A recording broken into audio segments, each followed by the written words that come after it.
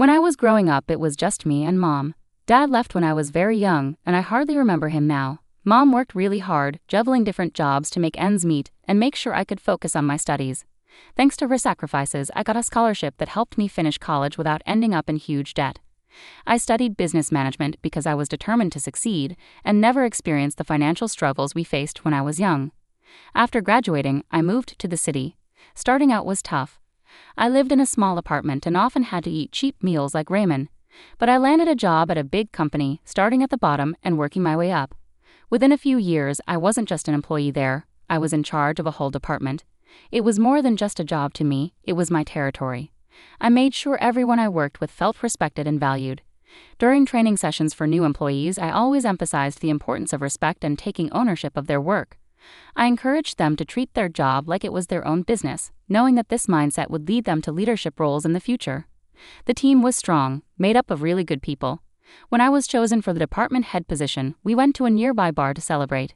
It wasn't a fancy place, just cozy with cold beer and lots of laughter. Here's to Erica, our boss. Marco, who I've known for ages, lifted his glass high. Everyone else joined in, clinking their glasses together loudly in the noisy bar. Thanks everyone, we're a team in this. Here's to achieving more and making our mark. I shouted over the noise, and the team cheered loudly in agreement. That night, amid all the congratulations and cheers, I noticed Jake. He saw me looking and walked over with a grin that could light up a room. I couldn't help but notice the celebration. What's the occasion? He asked, leaning casually against the bar. Just a little career boost. I've been made the new head of my department, I replied, trying to downplay it. That's impressive. It must come with its challenges, he said, nodding with understanding. I'm Jake, by the way. Erica, nice to meet you, Jake. We ended up having a more serious conversation than I expected that night. It turned out Jake was a financier, comfortable with numbers just like I was with project plans. Over the next 6 months, our casual dates evolved into spending weekends together. Before long, I found myself at his place more often than mine. His apartment was amazing, tall ceilings, a stunning view of the city, and a warmth that my own shabby rental couldn't match. One evening, while we were gazing at the city lights from his balcony, Jake turned to me with a serious expression on his usually playful face. He took my hands in his, and I could feel the nervous energy pulsing through them. Erica, these past months with you have been the best of my life. I know this might seem fast, but sometimes you just know, right? Jake began, his voice filled with certainty and hope. I nodded, feeling my heart race as the city lights blurred around us. He reached into his jacket and pulled out a small box, opening it to reveal a ring that sparkled brilliantly in the light, almost as much as his eyes. Will you marry me, Erica? Yes, Jake. Absolutely yes, I managed, my voice thick with emotion. And just like that, I was engaged, to a man who truly saw me and loved every part of me, even the tough ones. On the day I was supposed to meet Jake's parents, my stomach churned with nerves as Jake drove us up to a sprawling mansion with a driveway longer than my entire apartment building. It struck me, these people weren't just well off, they were incredibly wealthy. Stepping out of the car, I felt the weight of the place. The house resembled something from an old British movie, all brick and ivy, with gargoyles staring down as if they knew I didn't belong. Jake squeezed my hand as we approached the massive oak doors. You'll be fine, Erica, he whispered, though his voice seemed more for his reassurance than mine. The doors swung open, revealing Mr. and Mrs. Hargrove. His suit looked more expensive than my monthly rent, and her dress could have graced the pages of a fashion magazine. The foyer was enormous, with a chandelier sparkling like a starry sky. Portraits of serious-looking people with titles like Sir and Lady lined the walls. Erica, lovely to finally meet you. I'm Charles, and this is my wife Eleanor, Mr. Hargrove greeted us, his voice smooth but distant, tinged with a practiced English accent. Mrs. Hargrove smiled politely, though it didn't reach her eyes. Pleased to meet you both. I managed a polite greeting, trying to keep my voice steady as we moved into the dining room. Jake whispered quick tips about which fork to use, but my mind was a jumble. Dinner felt like sitting in a freezer, with an icy atmosphere thick with judgment. Mr. Hargrove gestured towards a portrait of a stern-looking man with a thick beard. That's Sir Reginald Hargrove, a direct ancestor from England. He came over in the 1800s to establish our family here, Mr. Hargrove explained proudly. Very impressive, I replied, trying to sound enthusiastic. But it was hard to focus on eating when I felt every move was under scrutiny. When I mistakenly reached for what I thought was the salad fork, the awkward silence that followed made it clear I had made a mistake. I looked to Jake for help, but before he could say anything, Mrs. Hargrove's sharp voice cut through. Perhaps things are done differently where you come from, dear, she remarked, each word precise and cutting. Sorry, I'm still learning, I muttered, feeling my cheeks burn. Jake tried to divert attention by sharing a story about us, but his parents seemed more interested in observing my struggle with the dessert spoon that followed. With each course, I felt smaller under their scrutinizing gazes. After the chilly dinner, we moved into the Hargroves' grand living room. The plush carpets and heavy curtains made the room feel even more stifling than the dining hall. Sinking into one of the ornate chairs, I felt like I was on display, an outsider in this lavish setting. Mrs. Hargrove, sitting gracefully on the edge of her seat, leaned forward. Erica, dear, tell us about your family. Your upbringing must have been quite different from ours. I paused, feeling Jake's tense gaze on me. Well, it was mostly just me and my mom. My dad left when I was really young, and I don't remember much about him. My mom worked hard to raise me on her own. She's a nurse. The room fell silent, heavy with tension. Mrs. Hargrove suddenly stood up, her chair scraping loudly against the floor. This is unacceptable, she declared, her voice dripping with disdain. We come from a long line of English heritage with standards and traditions. I cannot, and will not, allow my only son to marry someone without pedigree or knowledge of her own lineage. Mr. Hargrove, who had been quietly observing, finally spoke. His words were measured and cutting. It's crucial for us that our family connections are strong and well documented. Erica, can you even name your great-grandparents? I felt my cheeks burn with embarrassment. I only know about my maternal grandparents, I admitted quietly. Mr. Hargrove rolled his eyes, showing clear contempt. This is exactly what we feared, Mr. Hargrove muttered under his breath. Jake stepped in, his tone firm yet pleading. Mom, Dad, please. Erica is kind, hardworking, and she loves me. Isn't that what should matter? His mother's gaze remained unyielding. Respect and adherence to our family standards are what matter, Jacob. If Erica is to be part of this family, she must embrace our ways. She needs to respect her own background, even if it lacks significance. Their words cut through the warmth of the earlier evening. Jake looked at me, silently urging me to agree. Reluctantly, I nodded, accepting their conditions. Fine, I replied, trying to steady my voice. I will learn about your family and your traditions. Mrs. Hargrove appeared somewhat satisfied with my agreement. Good, you'll begin by familiarizing yourself with our family tree and learning about each person in those portraits. It's not just about names, Erica. It's about showing respect for our lineage. As they discussed their expectations, a part of me felt deflated. What started as a simple meeting had turned into a daunting challenge. I had agreed to their demands, but at what cost? As the conversation filled with talk of ancestors and noble deeds, I couldn't shake the feeling of alienation, not just from these people, but also from the parts of Jake's life that were so closely tied to them. The weeks that followed that tense dinner were a whirlwind. Balancing my day job with a series of etiquette and style classes, as insisted upon by Mr. and Mrs. Hargrove, left me exhausted. My days began early with the buzz of an alarm and ended late into the night, leaving me feeling drained and disconnected. Elbows off the table, Erica, the etiquette instructor gently chided during our session. And remember, the soup spoon moves away from you when you scoop. I nodded, trying to follow her instructions, but my mind was elsewhere, juggling between the workload waiting for me at the office and the endless wedding plans. You're doing fine, she reassured me, her voice calming. These things take time to get used to. I managed a weak smile. Thanks, it's just a lot to take in. Right on cue, my phone rang. It was Mom. I excused myself and stepped outside to take the call, searching for a quiet corner in the busy city. Hi, Mom, I greeted, my voice sounding more tired than I meant it to. Erica, darling, how are the wedding preparations going? Mom's voice carried excitement tinged with a hint of concern. I paused briefly, not wanting to worry her. It's going well. Learning a lot. Just picked up how to waltz, I replied, trying to sound upbeat. There was a moment of silence, and I sensed her skepticism. You sound tired, sweetheart. Are you taking care of yourself? This shouldn't be so overwhelming. Remember to prioritize your well-being. I chuckled softly. I'll do my best, Mom, but it's a lot to manage right now. Etiquette classes, dance lessons, work, and planning. Keep focused on what matters, Erica. It's you and Jake that count, not all these rules and lessons. Her words were comforting, but once we hung up, the weight of my responsibilities settled heavily on me once more. I found myself caught in a relentless struggle between pleasing Jake's parents and maintaining my own sanity. Each day seemed like an endless marathon with no clear finish line. Back in the etiquette training, the instructor's voice became a monotonous backdrop as I practiced the correct way to hold a wine glass. Apparently, pinching the stem, not the bowl, was crucial. In rare moments of respite, I'd lie on my back, staring at the ceiling, questioning whether all the effort was worth it. The constant scrutiny, the endless lessons, and the cold disapproval from Mr. and Mrs. Hargrove whenever I made a mistake, which happened more often than I cared to admit.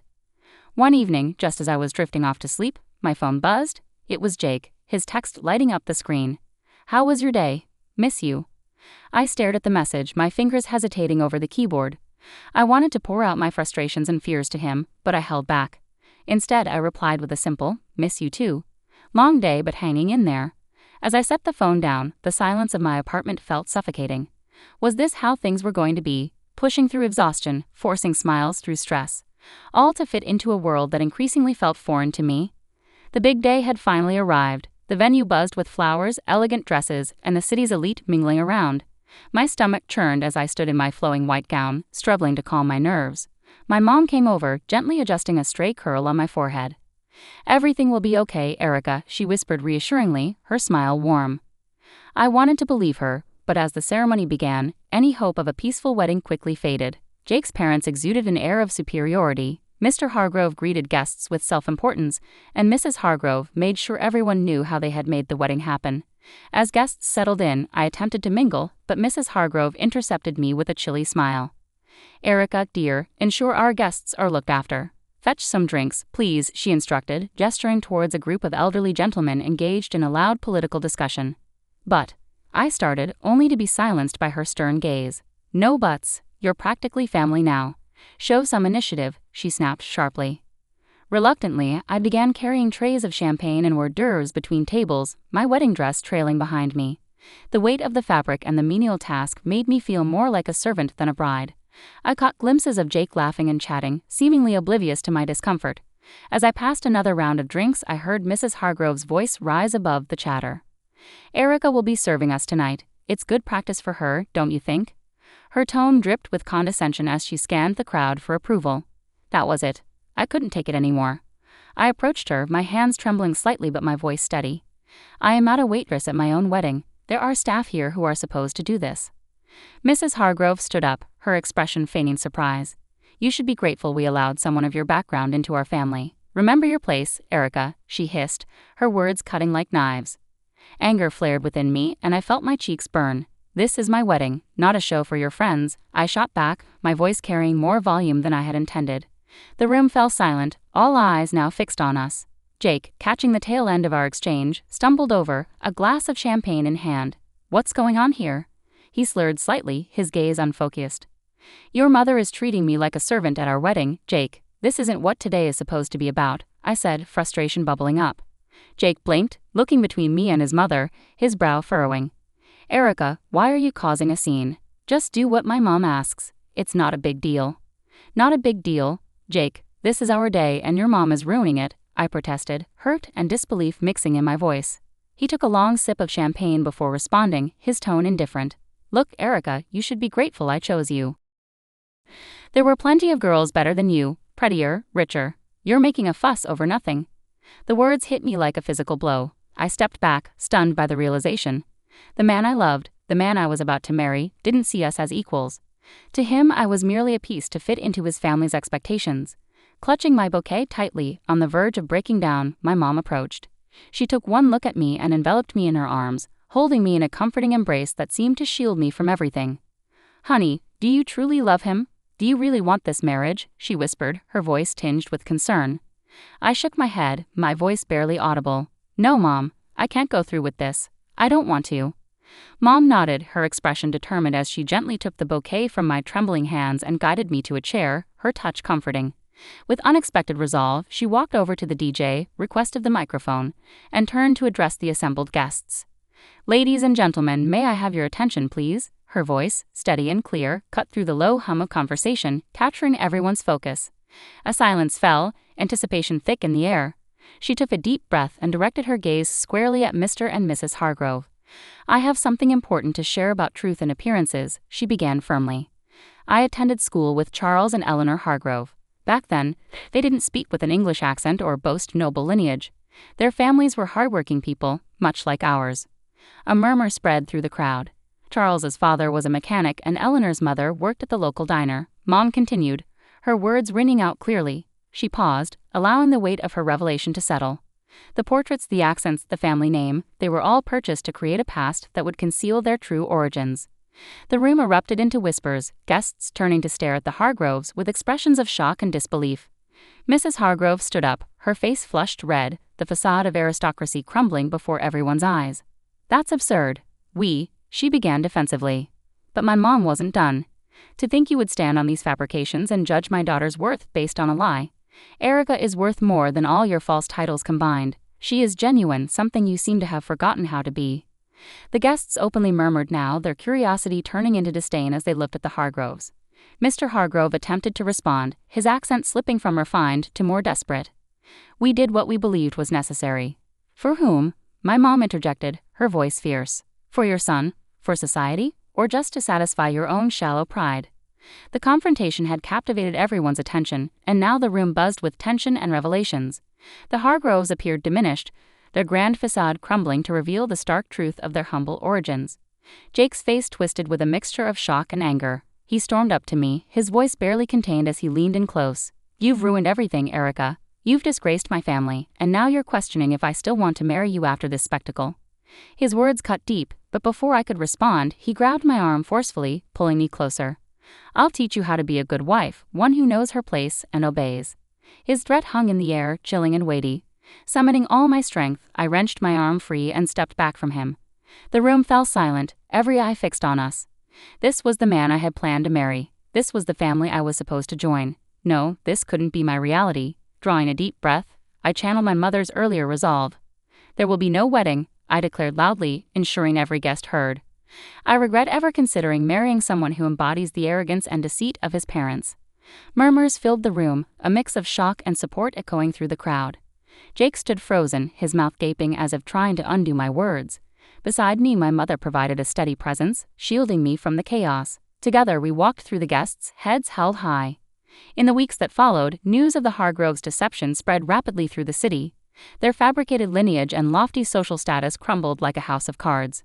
Once admired figures became pariahs, avoided by those who had once sought their favor. They sold their mansion and left town, seeking a fresh start where their tarnished past wouldn't follow. As for Jake, I heard snippets. Tales of a downward spiral, nights spent drowning his sorrows in bars. I didn't delve into the details, nor did I have any desire to. He had revealed his true nature, a side too ugly and deceitful for me to ever look back on with fondness. Thank you, Mom, I said one evening as we sat in our modest living room, a stark contrast to the opulent falsehood I had almost become a part of. For everything. For being there, for standing up for me, for helping me see the truth before it was too late. She squeezed my hand gently. I'll always be here, Erica. You're my daughter, and I raised you to be strong and true. No man, no family can ever diminish that. We sat in companionable silence, the TV murmuring in the background, a comforting normalcy after the tumultuous events. I had lost a fiancé but regained my life, my dignity, and most importantly, my future. Returning to work after the wedding disaster felt like stepping into a sanctuary. My colleagues who had heard about the chaos were incredibly supportive. Erica, you dodged a bullet, girl, Marco remarked as soon as I entered the office. Leaning against my desk, he offered me a steaming cup of coffee, a gesture that felt like both a peace offering and a welcome-back gift. Thanks, Marco. It's good to be back, I replied, accepting the coffee and relishing its familiar bitter warmth. And yeah, that bullet was more like a cannonball. That's refreshing, Jenny added from her cubicle across the way. Anyone who makes you serve guests at your own wedding is no husband material. You deserve way better, honorable. I smiled, appreciating her support. I think so too. It's nice to be back where I'm valued for who I am, not for the family I could have married into. In the weeks that followed, the encouragement from my team remained steadfast. It was during this period of healing that I met Brian. He was a friend of a friend, down to earth with a quick smile and an easygoing demeanor that was infectious. We first connected at a casual gathering, just friends hanging out on a Saturday afternoon. Brian greeted me warmly as I arrived. Hey, you must be Erica, he said, standing up to greet me. I've heard a lot about you. All good things, I promise. Thanks, Brian. I hope they didn't exaggerate too much, I replied, trying to match his relaxed vibe. We hit it off immediately. His family was a stark contrast to the Hargroves. When I met his parents, they welcomed me warmly with genuine hugs and smiles. Erica, we're just glad Brian found someone who makes him so happy, his mom said, pulling me into a hug as soon as I stepped through their front door. It felt refreshing, just genuine warmth and acceptance. Brian and I weren't rushing anything. We were taking our time getting to know each other beyond the surface level. Back at work, my boss called me into his office one day. Erica, I just want to say we've all noticed how you've handled everything. It hasn't been easy, but you've managed to keep your performance top-notch." I nodded, curious about where this was leading. "We think it's time for another promotion. You've proven you can handle just about anything, and your leadership has never wavered." Leaving his office, I felt a surge of pride. With a new relationship unfolding, a career advancing, and the respect of those I cared about, I finally felt like I belonged.